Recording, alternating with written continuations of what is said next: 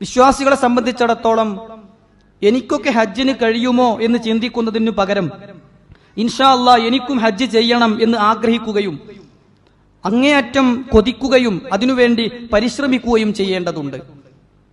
ദിവസവും നിർവഹിക്കേണ്ട ആരാധനയാണ് നമസ്കാരമെങ്കിൽ വർഷത്തിലൊരിക്കൽ നിർബന്ധമായും നിർവഹിക്കേണ്ടുന്ന ആരാധനകളാണ് നോമ്പും സക്കാത്തുമെങ്കിൽ ജീവിതത്തിൽ ഒരിക്കൽ നിർബന്ധമായി നിർവഹിക്കേണ്ടുന്ന കർമ്മമാണ് ഹജ്ജ്.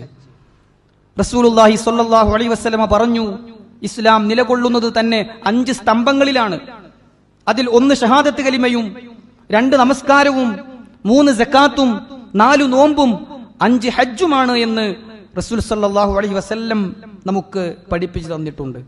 സഹോദരങ്ങളെ, എത്രത്തോളം റസൂൽ സ്വല്ലല്ലാഹു അലൈഹി വസല്ലമ പറഞ്ഞു, മൻ അറാദൽ ഹജ്ജ ഫൽയുഅജ്ജിൽ, ആരെങ്കിലും ഹജ്ജിന് ഉദ്ദേശിക്കുന്നുണ്ടെങ്കിൽ അത് വേഗത്തിലാക്കിക്കൊള്ളുക, നീട്ടിവെക്കാതെ കഴിയുന്ന മുറയിൽ വേഗത്തിൽ ആദ്യത്തിൽ തന്നെ ചെയ്യാൻ ശ്രമിക്കുക എന്ന് റസൂൽ സല്ലല്ലാഹു അലൈഹി വസല്ലം നമുക്ക് പഠിപ്പിച്ചു തരികയാണ്. മാത്രവുമല്ല, ചില വചനങ്ങളിൽ നമുക്ക് കാണാം, അബ്ദുല്ലാഹി ഇബ്നു അബ്ബാസ് റളിയല്ലാഹു അൻഹു ഈ ഹദീസിനെ വിശദീകരിച്ചുകൊണ്ട് പറയുകയാണ്, തഅജ്ജലു ഇലൽ ഹജ്ജി യഅനി അൽ ഫരീള, നിങ്ങൾക്ക് നിർബന്ധമായും ചെയ്യാനുള്ള ഹജ്ജിന് നിങ്ങൾ ധൃതി കാണിക്കുക തന്നെ ചെയ്യണം. വേഗത്തിൽ അവസരം കിട്ടാൻ വേണ്ടി നിങ്ങൾ പരിശ്രമിക്കണം. കാരണം പിന്നീട് എന്തെങ്കിലും പ്രതിബന്ധങ്ങൾ, തടസ്സങ്ങൾ അവന് നേരിടുമോ എന്നറിയില്ലല്ലോ.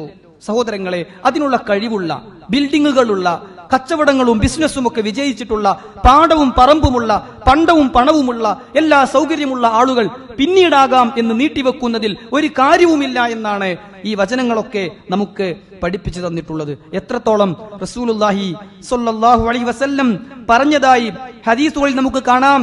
ഇന്നല്ലാഹ തആല യഖൂൽ, അല്ലാഹു പറഞ്ഞിരിക്കുന്നു, ഇന്ന അബ്ദൻ, ഏതെങ്കിലും ഒരു അടിമ, അസ്ഹഹ്തു ലഹു ജിസ്മ, അവന് ശരീരത്തിന് ഞാൻ ആരോഗ്യം കൊടുത്തു, വവസ്സഅതു ലഹു ഫീ മഈശതിഹി, അവന്റെ ജീവിതത്തിൽ ഞാൻ സൗകര്യങ്ങളും വിശാലതയും കൊടുത്തു, തംലി അലൈഹി ഖംസതു അഅവാം, എന്നിട്ട് അവനിൽ 5 വർഷങ്ങൾ കഴിഞ്ഞു പോകുന്നു, ലാ യഫിദു ഇലയ്യ, എന്നിലേക്ക് ഹജ്ജിന് വരാതെ 5 വർഷങ്ങൾ കഴിഞ്ഞു പോകുന്നുവെങ്കിൽ ലമഹ്റൂം, അവൻ നന്മയിൽ നിന്ന് തടയപ്പെട്ടവൻ തന്നെയാണ്, അവൻ ഒരുപാട് നന്മക്ക് അവസരം നഷ്ടപ്പെടുത്തിയവനാണ് എന്ന് പോലും അള്ളാഹു പറഞ്ഞതായി റസൂൽ സല്ലല്ലാഹു അലൈഹി വസല്ലം നമുക്ക് പഠിപ്പിച്ചു തരികയാണ്. അതുകൊണ്ട് അവസരങ്ങൾ എപ്പോഴും കിട്ടിക്കൊള്ളണമെന്നില്ല.